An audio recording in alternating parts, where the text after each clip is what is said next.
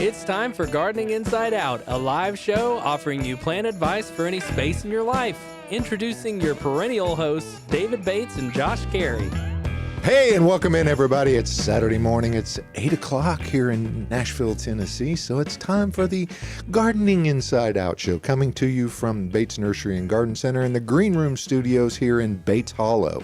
I've just named it Bates Hollow here, if that's okay with you, David. Well, it's okay for the purposes of our program today. Okay. And we're ever so glad to have everyone. Got a little bouncing thing down there that I'm trying to get rid of. So pardon me for that for a second. Just Anyway, so everybody knows it, their all passes and leaves are canceled here at Bates Nursery because they're preparing for the cold snowpocalypse. So, David, let's get an update on the weather. What do you say? Well, we're going to do just that. And it's rare that we get a weather forecast that has the degree of certainty built into it, which almost makes you a little skeptical. But here we go. Today is Saturday, the 13th of January, and going to be a seasonably mild start to the day. Partly cloudy conditions, 43 degrees for the high, not too bad. 19 for the overnight low.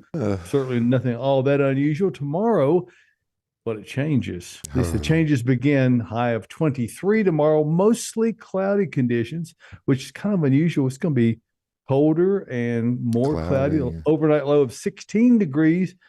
And the snow begins, according to my little chart here, the snow begins in earnest, sometime after 8 p.m., somewhere in there.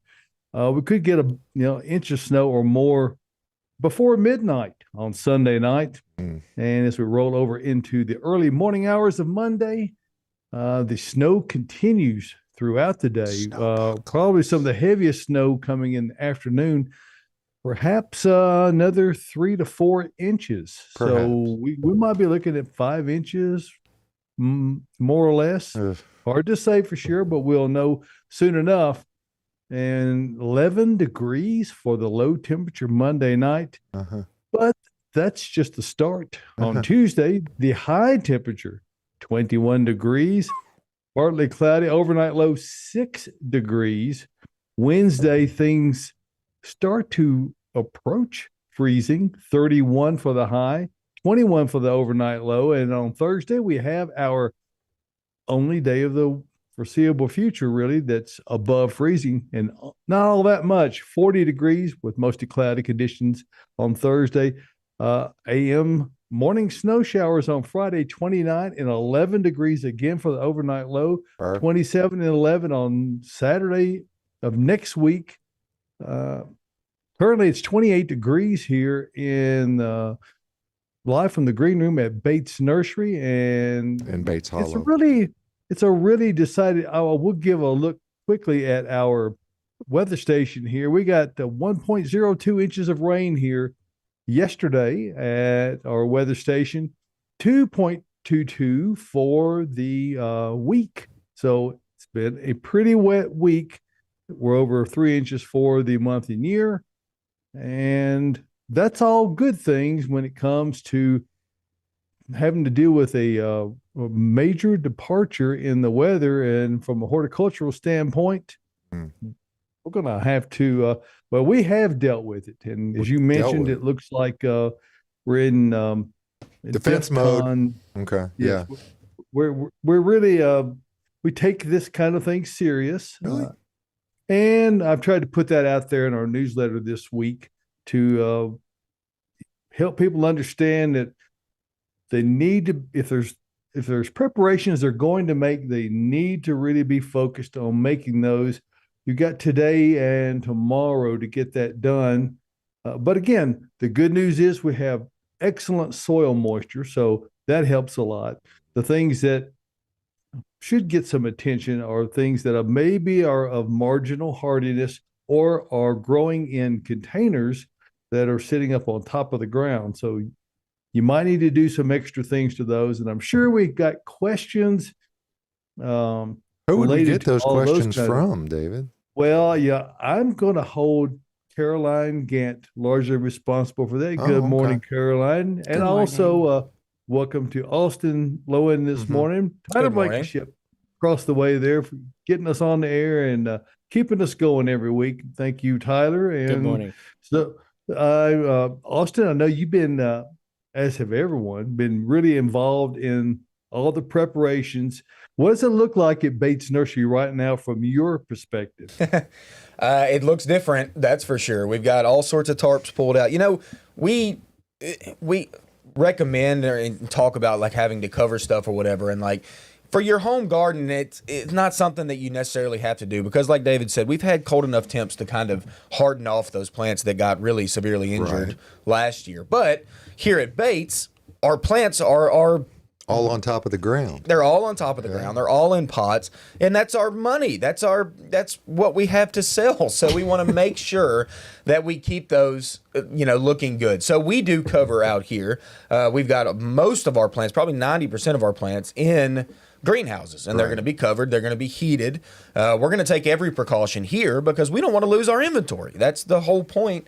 And not that we would, even David knows we wouldn't necessarily lose our inventory over this cold weather snap, but we want to make and take every precaution we can to make sure we keep our plants looking good. That's the whole point. We don't want to sell plants that look damaged or it makes hurt. them tough because you're going to have new stuff coming in, and the stuff that you're protecting over the winter, you want it to look as good as possible when spring springs. Exactly. Yeah. So that's why we're taking every precaution here. So if you do come out here, you're going to see, especially today, we're already getting started on it. We've got a crew already out there getting to work on laying stuff over and covering it up with frost cloths, and it's going to look weird if you do come out here.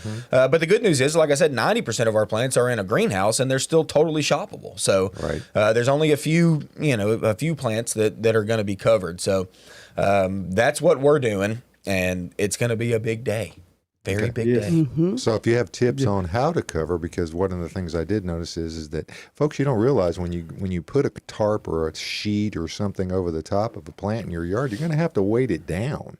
And they're using Earth Mix garden products in bags, and it's going to be very effective. We have those kinds of things available. But it doesn't matter what you use. You can use bricks or rocks or bags of mulch or whatever that you happen to have. The point of it is, if you're going to cover something and you want to try to create a greenhouse effect over the top of a plant that, say, it's of marginal hardiness. I had a question from one of the newsletter subscribers about their gardenias. Should I be worried about them? I said, absolutely.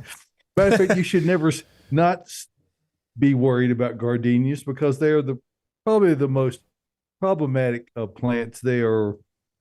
Although there are some, quote, hardy types of gardenias, none of them are really all that hardy. So it's the kind of thing that you need to be prepared to do on an annual basis if you're going to keep those going forward. And certainly, the change of weather that's upon us should necessitate doing those kinds of things. Anything else you happen to have major concerns about? Now, a lot of people lost boxwood last year.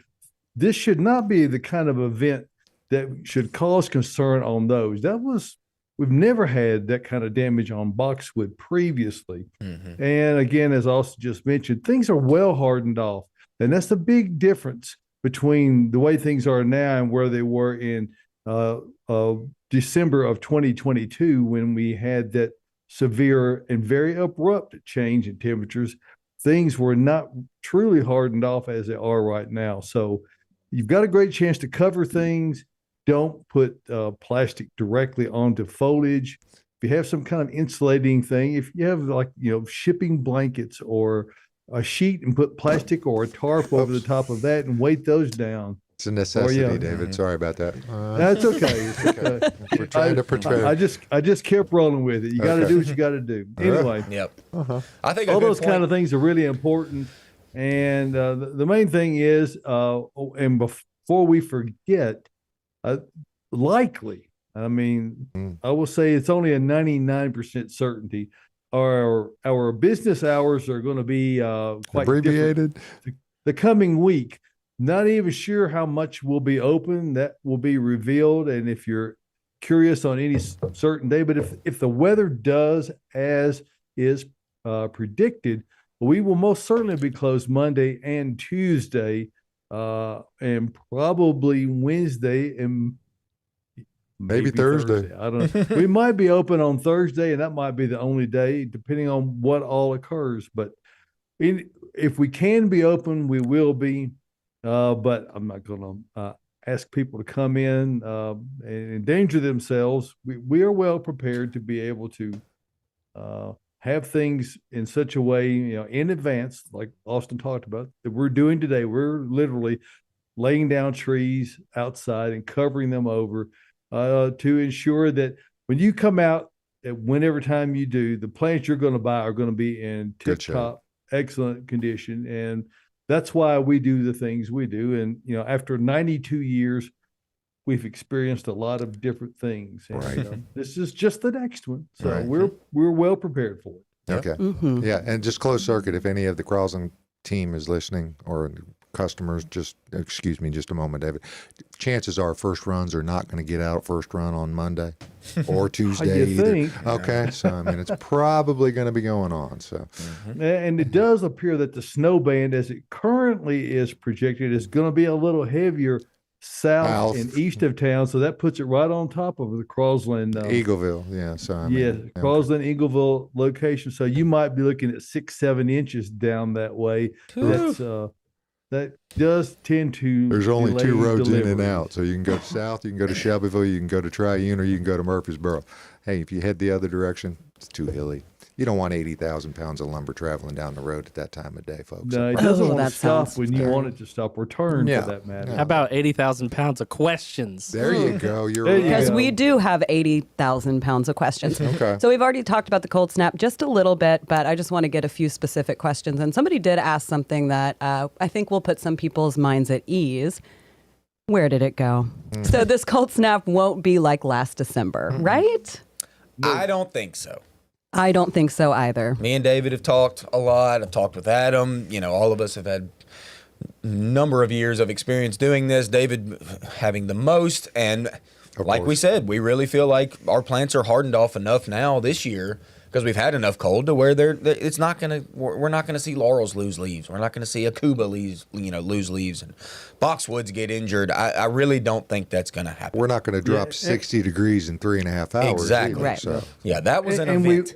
we've got a couple of other things working in our favor. Additionally, is that one, we have excellent soil moisture going into this cold spell. So we've had a copious amount of rainfall. The ground is really wet, and that might seem counterintuitive. Well, won't it freeze? Well, yes, 32 degrees is the freezing point of water, but soil temperature is what the relevant temperature is with respect to plants being able to withstand cold. 17 degrees soil temperature is where you begin to see damage on, particularly on broadleaf evergreens. We likely won't get close to that simply because we're supposed to get a really nice blanket of insulating snow on top. So between the insulating snow and the moisture that's already in the ground and only going to be in perhaps the mid single digits, it'll be very much different than it was last year. It's going to be cold, but it's not going to be the Arctic blast furnace effect. Right. And we're going to slowly get to those lows. I mean, it's going to be a gradual thing as opposed to the 60-mile-an-hour winds and the 60-degree temperature swing that came through. It was brutal. I mean, I don't know if anybody was out on that day last I year. was all night. It was 2 nights in a row. it was like you're in the tundra. Yeah. It's just unbelievable how cold it got so quickly. It was terrible. Yeah.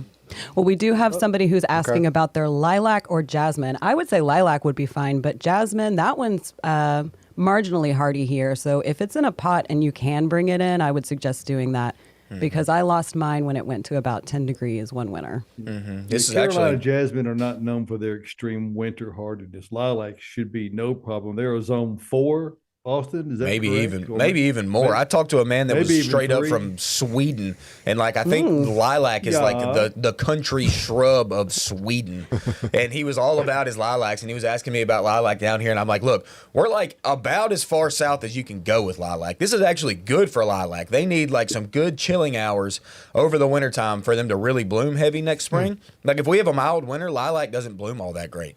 But this year we're having this good week at least of very cold temperatures. Lilac will embrace that. They are Mine totally doesn't do okay. well here. Yeah, it's most too don't. hot for mine. Mm-hmm. Yeah, a lot of them don't. There are a lot of them. They live, don't get me wrong, but like they don't bloom all that heavy on, like I said, on mild winters. So maybe this winter will be cold enough for them to really have a nice bloom set next spring. So yeah, lilac, don't even worry about that. Don't even worry about it. See, there's some positive in all this. Right. Yeah. But then, because you have heat zones as well as hardiness zones. Is that right, Austin? Well, heat zones in chilling hours is, Yeah. is another thing that a lot of people don't think about. Like a lot of times with fruit trees, they need a certain amount of chilling hours. That's why like cherry trees around here, you just don't see cherry trees loaded up with cherries. Hardly ever. Like it really, it doesn't get quite cold enough. That's why cherries are mainly, grown in like Michigan. Yeah. Yeah, like northern And Michigan. birds like them. And the birds like them, they do. So that's another reason. But a lot of times they don't even fruit at all because of the chilling hours. So that's a common thing. So this year we're looking like we're doing okay with this winter so far. I think we're good. And that's one thing that people don't think about. They think all plants need warm weather, but they don't. They all like some, well, not all of them, but a lot of them like some really, really chilly temps.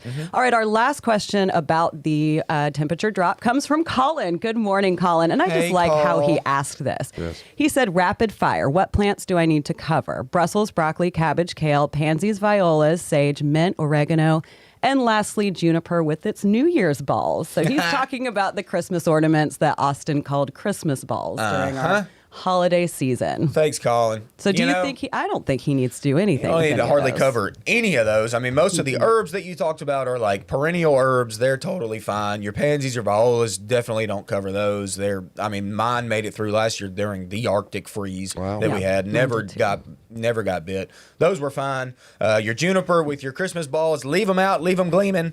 Those don't need to be covered up at all. What else did he say? It was someone I thought I saw. Let me bring it back Maybe. You know what? I already took it off. It's already so gone. Well, it's already Colin, gone. you know what? Colin, you got this. Oh, but the Brussels Chances are there's going to be cauliflower. enough insulating snow to really cover anything that might be in question. Pretty much, yeah. And honestly, it's getting to the point. I don't know if you've got your Brussels and your veggies that you talked about, like in a a covered scenario or whatever. But it's about time to let those kind of go. Harvest.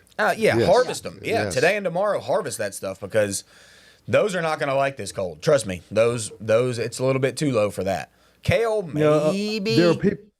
What makes a good little cold frame cover is some concrete rewire that you cut a panel and you make a little hoop over the top and cover that with plastic. So if you're bound and determined to try to keep that over, you might consider that. That way you can stick either some incandescent light bulbs or a small heater in there.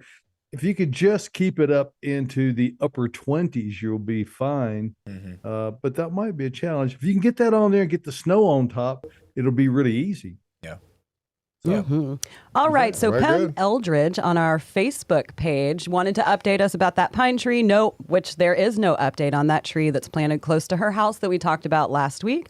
She said, "Thank you, David Bates, for reminding me not to do that in the future." She said, "After the bomb cyclone, we will get back to the tree issue." And then she did sign it, Tidy Gardener's wife, which Tidy I Gardner. love. Well, I thought Tidy Gardner was going to take care of that last did week. too. Tidy Yeah, Gardner come did on. not. I thought he done got that chainsaw out. Went ahead and did it. It's Sorry, going to bro. continue on. I'm excited about this. I am too. Pam Thanks, also Pam. sent some pictures of her gorgeous hellebore, which we're not going to be able to get up on the broadcast today, but I will update it on our social media platform. So Very keep cool. an eye out. I got to see them, and they are stunning. What do they look like? Hellebore. Beautiful. Yeah, beautiful. Beautiful. I'll show you a picture. By the way, they're on the not just- Instagram feed, I want to give kudos to Caroline for the Instagram special effects of the Mugo getting a bonsai this Oh, week. thank you. I noticed there was a lot of stuff on there, so that's something that you need to follow. Magical. Yeah. It was cool. Yeah, It I was neat. surprised that I edited it so well, or I was able to get Austin in the same spot, and he got himself in the same spot as well. But Able I mean, to hold them still. we took the first one like 3 hours before the bonsai came into. It went so quick. It was just like that. It was instantaneous. Yeah, I've watched it a lot. I'm mesmerized by our own doing. All right, let's talk a little bit about trees and shrubs. Best time to prune a 2-year-old maple. 3:30. Okay. 3:30. 3:45. That- No. 3:30 at Really? least. Yeah, it's a 3:45? maple. You got to wait 3:45. 3:30 Never heard at that. least during the winter. Okay, Yes, so now is the time to do it. We talked about you get to see the structure of your plant over the winter time. Okay, you don't have leaves covering up all the stems so you get to see the sticks and stems and what you want to prune. And with maples specifically, there's always a lot of like brittle sticks on the interior that you notice. They'll be like this grayish color, you know? So very first off, you go in there and you can literally just take your hands and just clip them. Just Ooh, knock the sound them off. effects. Yeah, great sound effect. They just click right off, and you knock all the dead stuff out of it first, and then you can really see your structure. If you have any branches that are crossing, rubbing, any of that, we want to try to take care of. Get it to a good shape that you like, and this is the time to do it. Get out and do it. Get out and do it. In the snow? Get out and do it in the snow? Sure, do it in the snow. Yeah, freeze All right. yourself. Speaking of doing stuff in the snow and the cold, one of our viewers is planning on planting 10 ember waves on Saturday. Is it okay to do it, or should I wait? I mean, we probably won't have snow on Saturday, but This Like today? coming up Saturday or like today? It's a great time. ask to do it yesterday, so it could be today. Yeah, Probably right today. before everything. I mean, really, y'all, arborvitae. This is Ember Waves is an arborvitae. Okay, it's an upright. It's got a golden foliage to it in the spring specifically.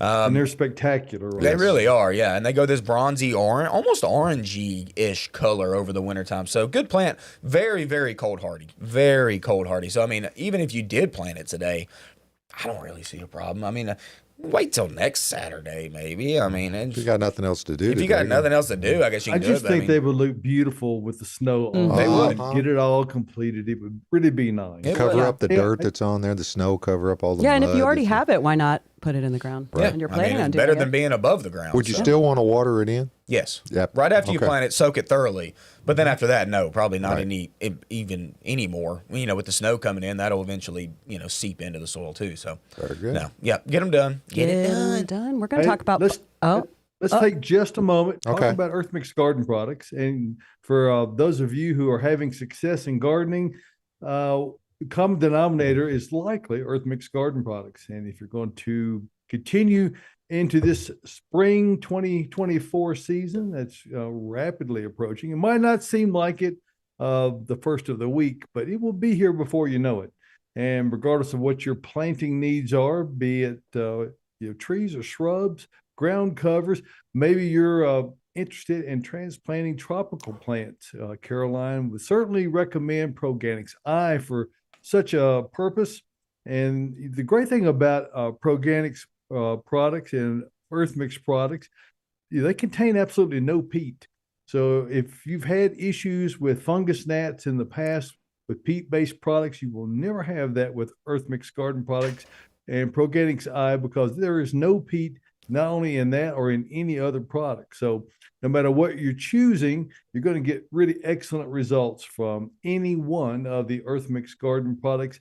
They're all 100% organic. They're all made right here in Nashville, Tennessee, and they're available at independent garden centers throughout the area. Really easy to find. Go out to the website, earthmix.net, click on the Find Earth Mix tab, and what you'll have is the map come up, and it will show you all the pins around Middle Tennessee, Kentucky, even into the southern parts or the northern parts of Kentucky, northern Alabama, and all across the state of Tennessee. So check that out. No matter where you're going, you can either put your address in for turn-by-turn directions for a location nearest you, or simply just zoom in and it'll give you all the information right there. So remember this: success in gardening begins at the ground level when you use Earth Mix garden products. And we appreciate you giving us a moment to talk about that and help take the work and increase the success level in your gardening efforts. Very good. For all you garden planners out there, there's also a soil calculator on Earth Mix's website. Right. So We you don't use it have here a to lot. guess at how many bags you need. You can just measure your area and it'll input that data into the calculator and you got it all worked out. Let you know what's going on. Yeah. Colin says you're man behind the curtain again, Tyler. We need a I know. Tyler. Yeah, He where's wants a the Tyler peanut cam? Tyler Cam. Bring it up, Tyler. Yeah. There you go. Hey. Use that soil calculator because we pay money for you to use it, and it's really useful. It's so It is. useful. It's It's so you very can cool. select. Very You can helpful. select which Earth Mix variety bag you want to estimate for, and it automatically calculates how many bags you need to use. It's so good. if you go that route. Because it calculates Makes into life cubic very feet, easy. I would imagine. So you could probably use it for Yes. something else, like mulch if you needed to. Yes, And it would it'll tell you- do. It'll tell you the cubic feet and yards. Yep. All right, Perfect. Caroline. Let's get to let's it. Get back. Yep. Well, you, All right. Yep, Boxwoods, everybody. I know Boxwoods. this guy's probably pretty excited about it. And it's green velvet, which is my favorite. Green velvet boxwoods are taking on an amber hue. Is this normal? Mine Totally. definitely are. Actually, my boxwood named Kev is taking it on more than any of my other boxwoods. Yeah. So, You know, boxwoods in more sunshine actually go more bronze than they would in the shade. Boxwood's a very shade tolerant plant actually, but whenever you have them in the full sun, they go a little bit more bronze. Totally normal. I've got velvets in my house as well. I swear, I've got, what do I have? I've got 8 velvets at the house, and I'm pretty sure every single one of them look different. Like none of them look exactly the same. you have 19 boxwood total at your house planted? If you count the 12, Just what I about. say? 12 and 20. how many? 6 and 2. I got 8. 8. I got 8 velvets and 12, so 20. 20. Wow. Yeah, Boxwood lover. 20 boxwoods. I think I have like 10 or something. Maybe I'm 12. outside Yeah. the boxwood. I haven't got a single one. no, no also- boxwood. Nope. Okay. Austin, I don't know whether That's just because I don't know where I'm going to put it. That's, there's a lot of folks who really seem to be. There I am. Whee! You're sitting on Austin's so lap fun. again. really, Okay. really get preoccupied this time of year about plants changing color. Uh-huh. And you know, it seems interesting that people they get a little obsessed with. You know, is just everything okay? Is Yeah. it, you know, and it's very normal. You're going to have this occur every year, and for conifers in particular, it's a very desirable attribute.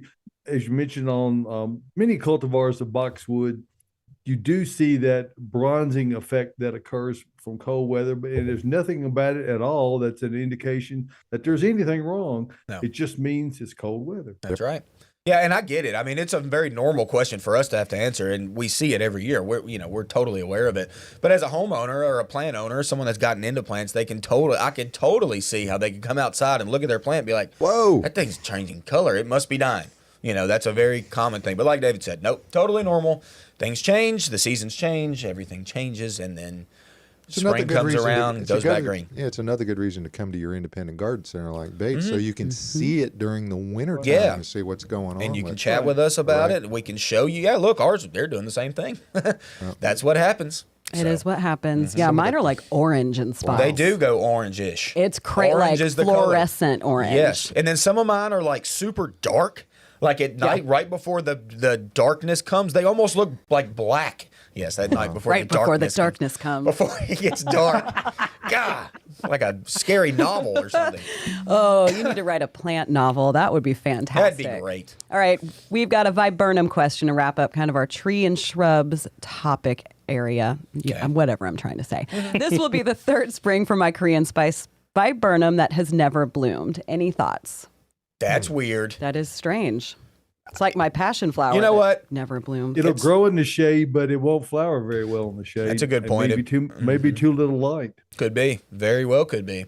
Maybe it's just, I don't know if you planted a real small one. Maybe it's just kind of young, hasn't started yet. But there's, like David said, unless it's just in deep, heavy shade, there's not a real reason why it shouldn't be blooming. But keep us informed. This spring, let us know if that thing blooms, because Korean spice is really nice. That rhymed.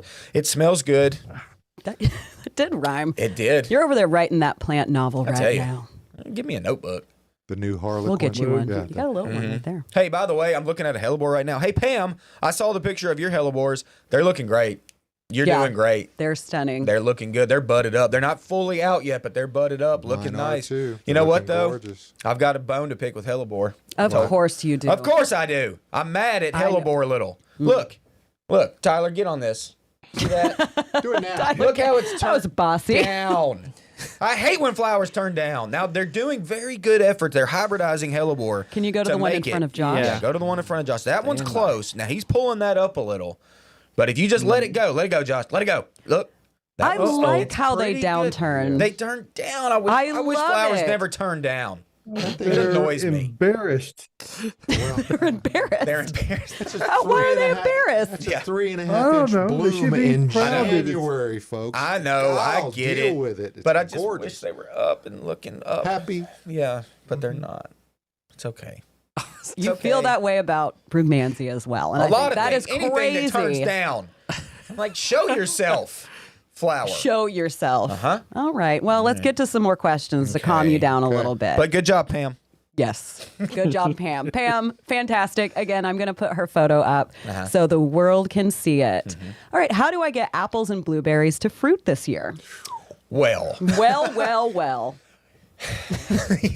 well, with both of those plants, they need different cultivars. Okay, so you can't just plant one blueberry, you can't just plant one apple and expect a lot of fruit. So I don't know if that's what's going on. You need multiple varieties, at least two. Okay, I say multiple, but at least two different cultivars close to each other, And a somewhat yellow close to one, each other. right?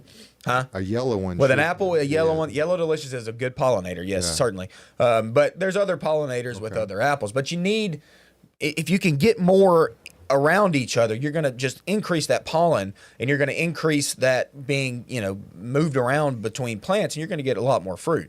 So that's the first goal. Okay, so we got to get more of those, and then really, there's nothing you can do really to get them to fruit. That's kind of the bee's job, and that's the wind. That really transfers pollen to to the other flowers of the plant. So not much you can do, but besides just let them grow, let them flower, let them. Blueberries are a little easier to manage because they're shorter. They're shorter, yeah, and they're shrubby, and and it does take actually blueberries are kind of like azaleas a little bit, if you will. Like they kind of take a minute to latch in, it seems like they just kind of need a couple seasons to kind of get growing. And then once they do and they produce enough sticks to make enough blooms, they'll produce fruit for you. So it will happen. We just got to be patient. The squirrels and the birds will be happy. They will be very happy. Yes. You better get rid of them. Feeding nature, feeding wildlife. Yeah. Raspberry talk, since we're on the fruit topic. Any tips? You do, and so does Tyler. He loves this one that we're about to talk about. Any tips on success with raspberries? I want to grow some golden ones. Good. You should. Fall gold raspberry. you should. Yes, I'm Yep. rhyming all over the place today. The fall gold raspberry is an excellent, excellent cultivar of raspberry, and they never turn red. Don't wait for them to turn red. They don't. They go this gold color. But They kind of blush a bit. they do blush. That's a good point. They're shy. A rougey Somebody gold. telling When they're really jokes ripe. around them or something? Yeah, they're blushing. Okay. But it's an excellent cultivar, y'all. One of the tastiest fruits I've ever put in my mouth. Not Word. even joking. Like not astringent, hardly at all. They're just super sweet with just that touch of raspberry that we all love. And there's no real tips. I mean, not too much I have to tell you about raspberries, but they're growing machines, y'all. Yeah. Like they are growing machines. So the biggest thing is to get them on a trellis. Okay, I will say that. Like you don't want to just grow it free growing to where the stems go up and they get tall and then they arch and they come down because they will. And when they do They'll that, flop. the fruit will lay on the ground, and we don't want any of that. So keep it up to where sunlight gets to all bits of the plant. All parts of the plant, and so yeah, just trellis them up, and then after that, you just watch them grow, y'all. Watch them fruit, and then eat that fruit Yes. before the birds do, because the then ants. birds will get you. Yep. You know, They I will. think. So I think that with the golden raspberry, birds haven't really messed with mine so much. You're lucky. Because, well, I mean, I don't know. Maybe don't because show up as much, they haven't probably? seen that red of the raspberry Maybe. that kind of triggers them. Hey, this is edible. Because I've had a lot of luck of leaving them to ripen on the vine. Interesting. But they are an extremely good plant.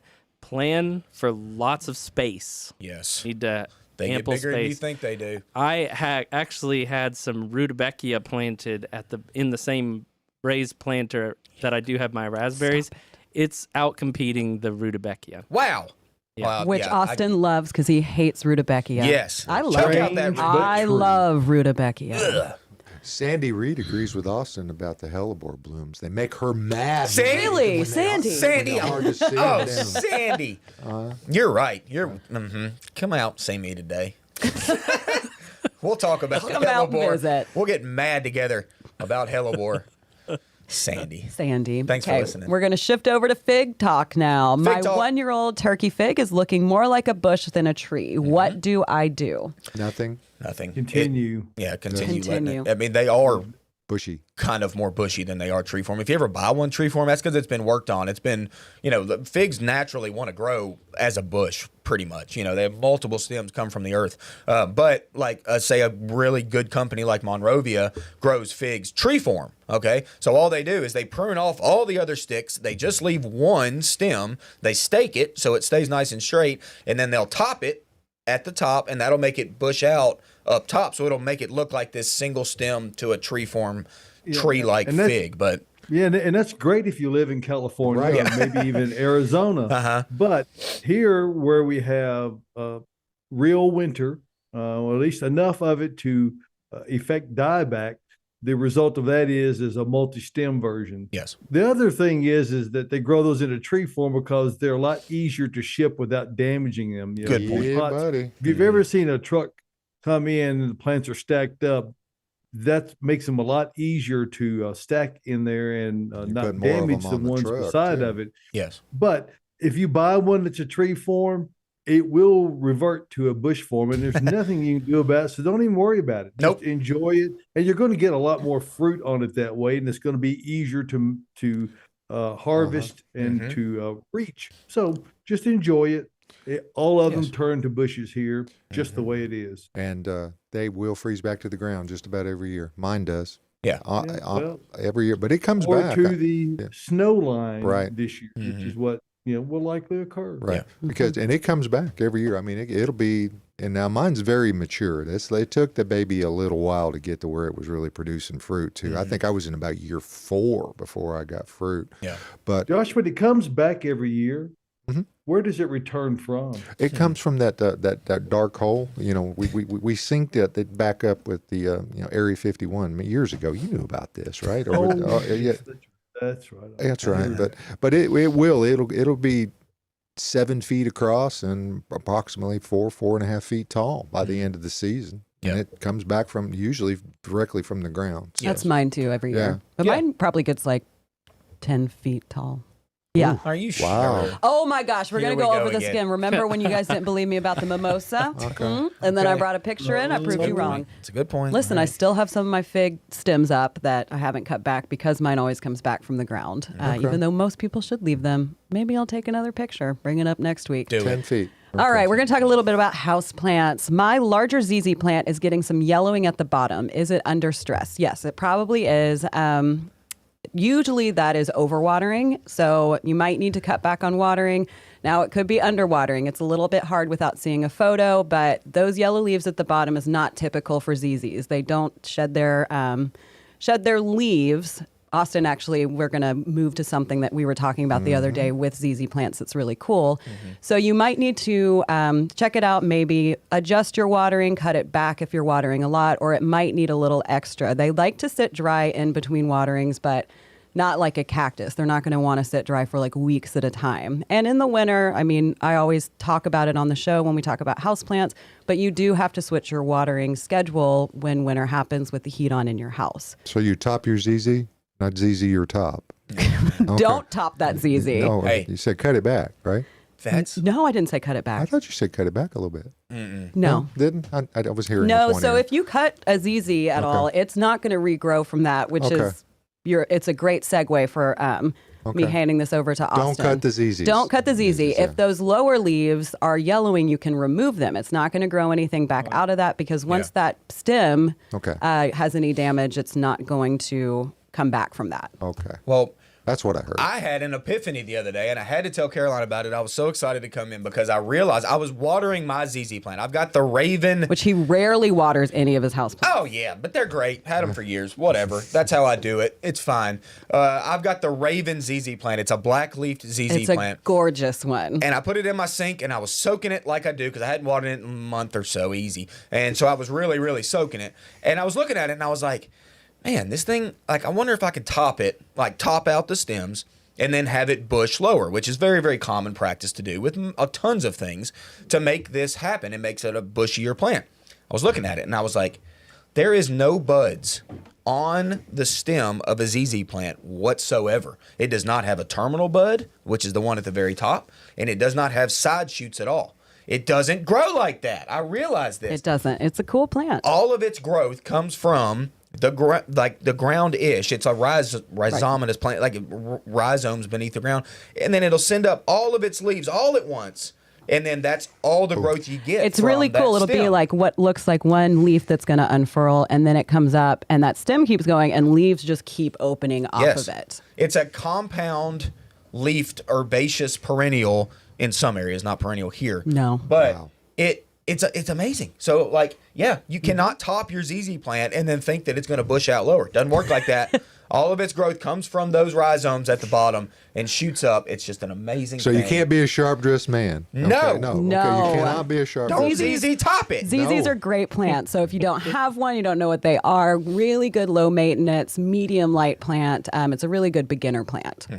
Easy. Easy So I'm peasy. curious, Caroline, do we have any in stock at this time? Oh, we got so many. We've got kind of your standard ZZ, just the solid green leaf. We've got chameleon, which comes out this like almost yellow color, and then it turns a darker. We've got some ravens in, and then we've also got Zinzi, which is kind of a more curly, smaller leafed ZZ plant. So we've got 4 different kinds and all different sizes. Well, that's just one of the great bits of information you can extract from our landscape professionals here at Bates Nursery and Garden Center, where we're really thrilled to be a part of the Nashville community now in our 92nd year of business. It's pretty hard to believe. But what we have are plants, and we have more of them and of the finest quality than any that you will find anywhere else. And we don't do this part-time. We are a year-round full-service nursery, garden center, horticultural supply center. And if maybe you've just got questions about an upcoming project, maybe you've just got some photographs and you want someone to look at your area that you're considering, bring those out with you. We've got all of our things inside in what the Bates staff refers to as the Batestrium. We've got a tremendous selection of plant material all indoors. So doesn't matter if the wind's blowing or if it's raining or blowing a little snow, it's going to be a comparatively comfortable shopping environment. You won't be standing out in the elements. If you come out to see us at Bates Nursery and Garden Center during the winter months or any other time of year, you can come out here and shop. Now, we're open today from 9 a.m. until 2 o'clock. We are closed on Sundays, and as we've talked about the weather for this particular weekend, it looks like we may be closed several days in the coming be week. determined, right? Yeah. So make sure you call before you head out. If you're thinking, well, I know they'll be open, I need to come get this or that, you might want to check, because the weather conditions are going to be pretty brutal. And because of the timing of the ground's going to be quite cold, which means the streets are going to also be cold, which means any precipitation that drops is going to freeze. There's not going to be any melting whatsoever. So it'll all be in place. From a horticultural standpoint, that's a really good thing because it provides insulation for the plants. So the things you already have in the ground will be in good shape.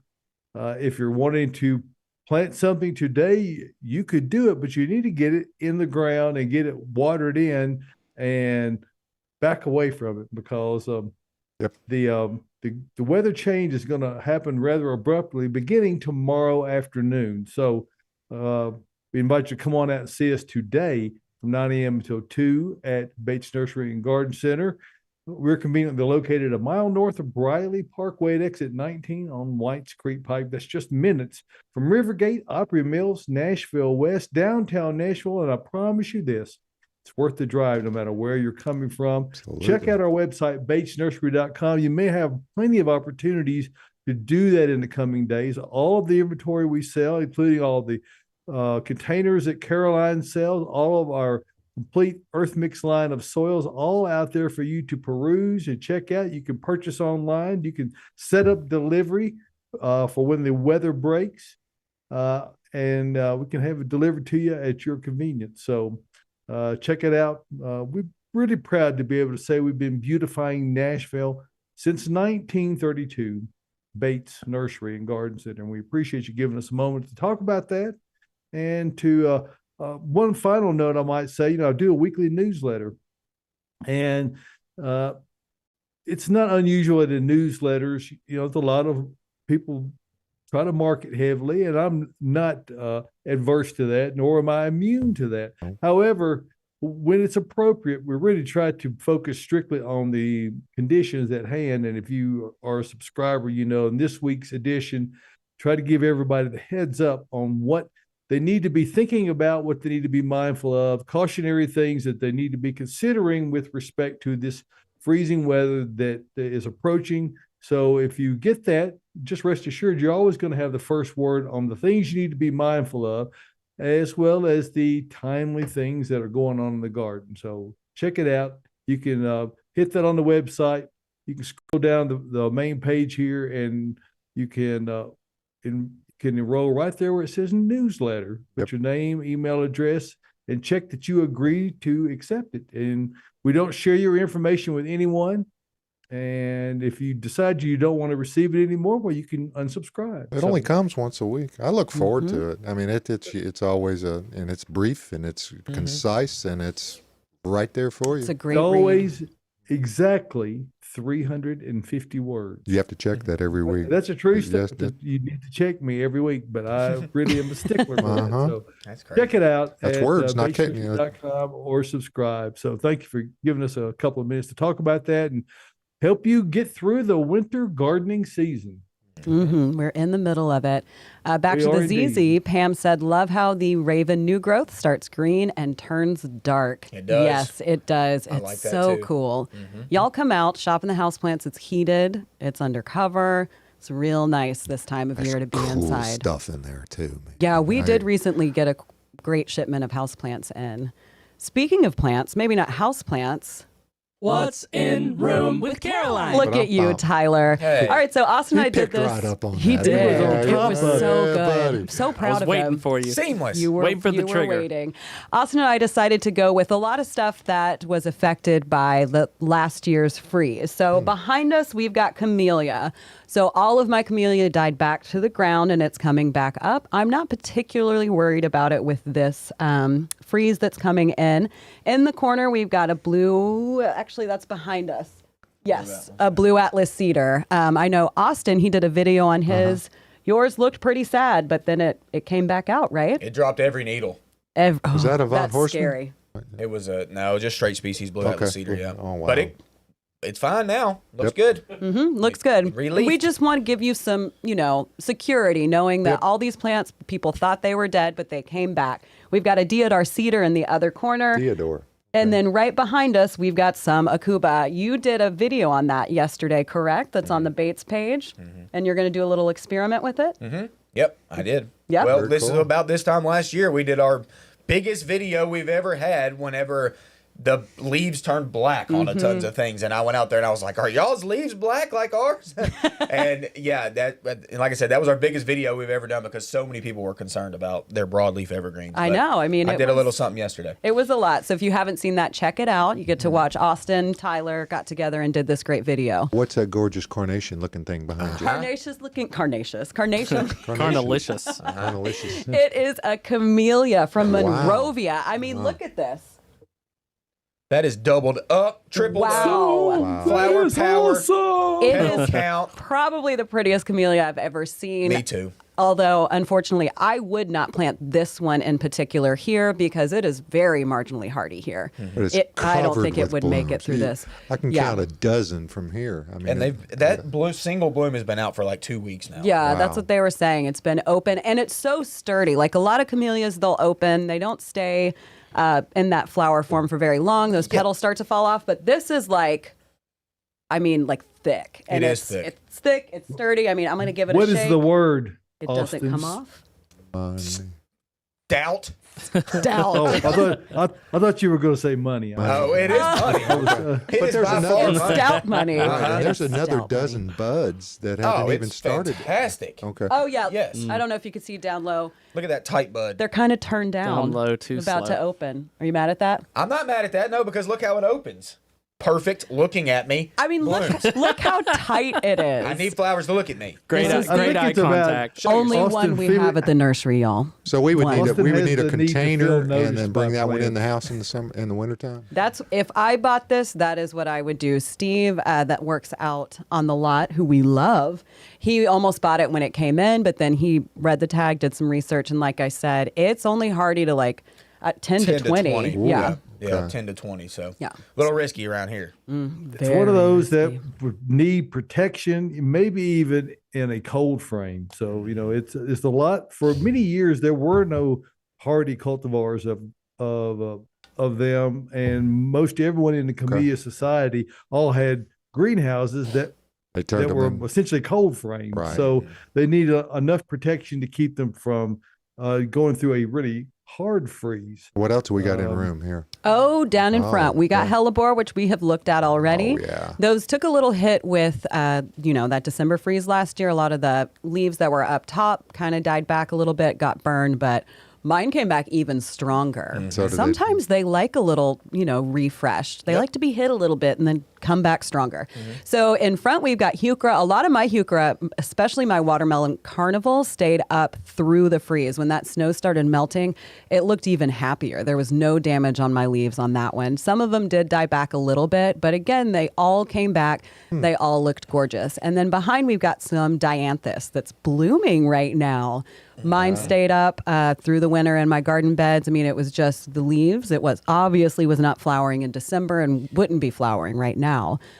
Just these that we have at the nursery are. But this one also held through the freeze and did great. So not to worry about that.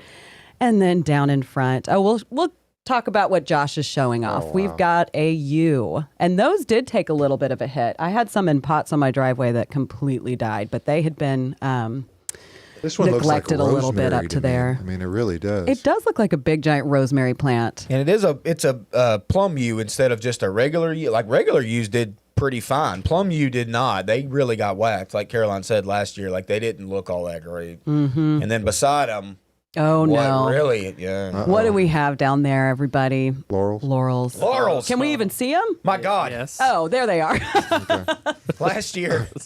Last year, Laurel The was just- drama of Laurel. Yes. Oh man. Laurels are not drama. hardy, but I'm Laurel drama. Okay. Laurel drama was intense. It was real. It was real, but a lot of mine came back from the ground. If you just waited, they came You back. just waited. Most people couldn't wait. But some Like people my use them next-door for neighbor. privacy. Oh, ooh. Yeah. That's sassy, Josh. Yes, it is. But that is what's in room. We're going to go ahead and Yes. just switch on back to questions because Good. we still have a lot. We have a question about the podcast. So on the podcast, you mentioned wildflowers. What would it take to start a wildflower field? That's kind of something that I've been doing the last couple years is just sowing seeds, letting some native plants grow up, letting them go to seed each year, and just seeing if they can compete with the weeds enough to turn into a flowering field, which it has. I mean, I don't have to really do a lot. Right now, it looks like, Weeds. just weeds. Yes. Yeah. Ugly leaves and stuff that are up. But the birds are absolutely loving it. So what I did was I put down cardboard. I think I might have done plastic with part of it. This was a bed that I've been working on for years. And then I decided to make it a wildflower area about a year and a half ago. So I tried to kill off the grass as much as I could, like we talk about all the time. I mean, we're never going to kill it off. It's always going to come back. Bermuda's going to creep in. Crabgrass is going to be everywhere. But then I tilled up the soil just a little bit, and then I got tons of the 4P perennials that we get in the spring here at the nursery. That is like the best way to start. And just packed them really, really tight. And then I just scattered seeds everywhere. Yeah. So it all has kind of mixed in. I have stuff flowering throughout the different seasons, which is really, really nice. I mean, obviously not winter, but all other seasons I get flowers. And it is kind of choking the weeds out a little bit. Like I don't have as much grass coming into it because those flowers are so dense. And you need to leave them through the winter and Yes. allow them to go on. I leave them through the winter. Miriam's got a Josh, question. you know what the most important part of having a wildflower field is? What is the most important part about having a wildflower field, David?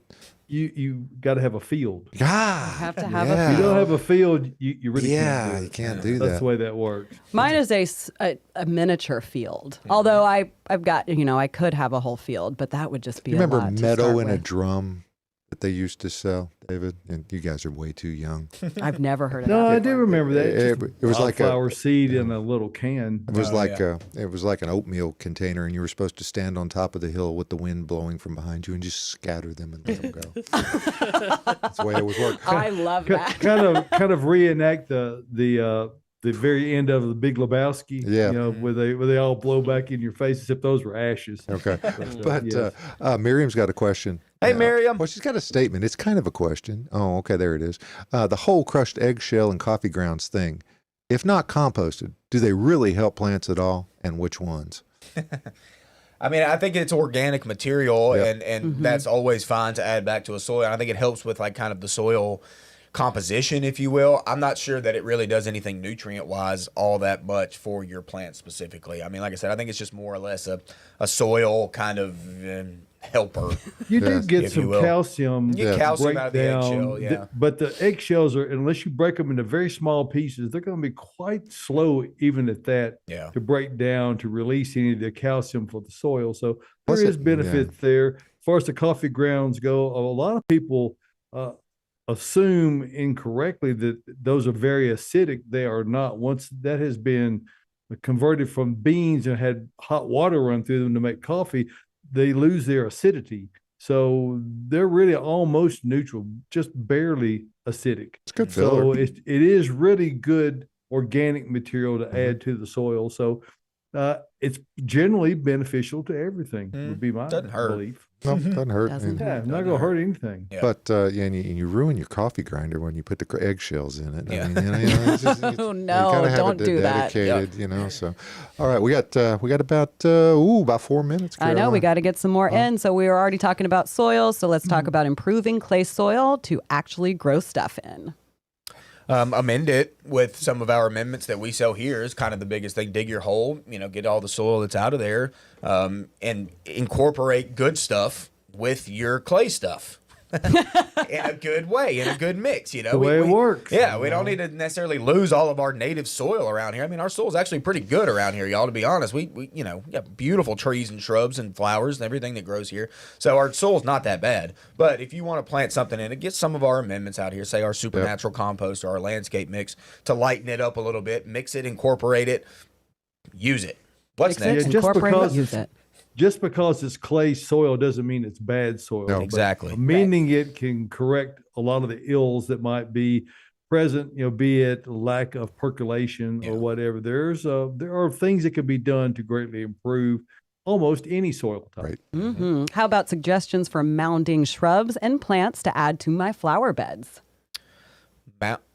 Mounding, like plants that mount. Growth my habit, low growth walker habit. catmint. Oh, Yeah, yeah. mounds. That's a good one. Yeah, That's a mounding I plant. love that one, and I have it How kind about of a staggered on mugo? either side of my sidewalk, so it grows over. Lime mound spirea, maybe. There you go. One has mound in the name. There's so a perfect. lot of mounting plants out Uh-huh. Yeah, blue star juniper, not bad for a mounding there. little Oh, there plant. you go. It goes a little bluish purple over the wintertime. Shout out Ben Burple. Burple. Ben Burple Ben is his Burple. nickname. That's what they look like. What's next? What's next? Reducing stink bugs on my potted vegetables and flowers. Oh, stink bugs.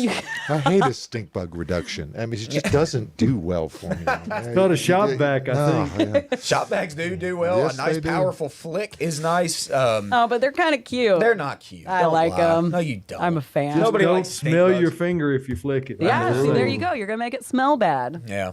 I mean, are they really bad for plants? No, I've stink never bugs aren't, had no. issues with them. Well, they look a lot like squash bugs. So if Yes, you're they growing like do. squash or cucurbits, which is all the squash family plants, then that can be an issue. They can be a real detrimental issue, Yes. actually, if they're on your squash. But if it actually is stink bugs, those are more of like a home pest type of thing, kind of like a cockroach or something. I guess. caterpillar. yeah. Yeah, it doesn't really mess up plants all that much. Go We ahead. just got a question on Facebook. Should I cover my Japanese maple? I planted her October of 2022. No. Don't do it.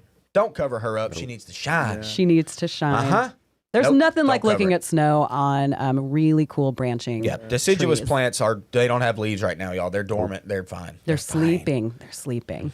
All right. When do I need to treat crabgrass and what products do you recommend? Ooh, we got about another month. Yeah, Yeah. definitely that. And there is a specific crabgrass killer actually that we sell. That it's a specific chemical. I can't remember the chemical off the top of my 2%. head. Preventer. Preventer. But Yeah. Preventer. It's yeah, 2%, and isn't it, then? It really is easier to prevent Yes. crabgrass than it is to get rid of it. Uh-huh. And you have to use, therefore, it has to be a pre-emergent Emergent. type of herbicide. So it doesn't really kill the grass. It just prevents the weed seeds from germinating. So you get a lot more effective control by eliminating the number of weed seeds that germinate as opposed to trying to kill them after the fact. It It's takes more very of it than you difficult might to do. think of, too. So you only get it. Yep. Crabgrass is no joke. Nope, it No, is it's not. not. Okay. I hear Right. music in the I hear background music, somewhere. too. Okay. That was I mean, fast. that's- It was a over. quick hour, wasn't it? Very quick hour. Now, next Saturday morning, we're going to come back. So, everybody, if you're out traveling this week, and particularly on Monday and Tuesday, be very safe in what you do. If you don't have to get out and it's bad, don't Just go. If the weather's bad next weekend, we might look a little different, but We we'll might. be here. And you'll understand what that means a little later on if we have to do it. You know, we could have to do a remote show. A remote. Remote. But we'll do it, and it'll be. You won't even know that we're not here at Green Room Studios at Bates Nursery and Garden Center. I think they Yeah, probably you will. Hey, like and subscribe. Go out there on all the social media platforms and share it. Thank you, Arisha, for doing that every single week with the Facebook page. Arish! We really We do appreciate it. We'll see you next Saturday morning for Gardening Inside Out.